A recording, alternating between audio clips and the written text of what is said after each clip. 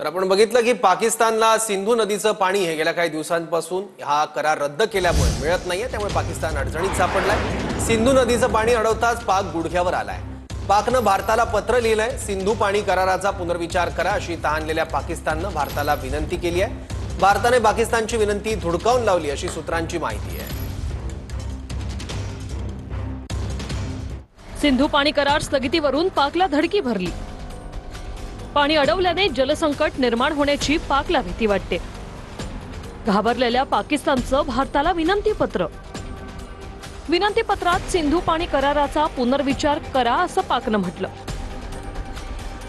पहलगाम हल्ल्यानंतर भारतानं सिंधू पाणी करार स्थगित केला।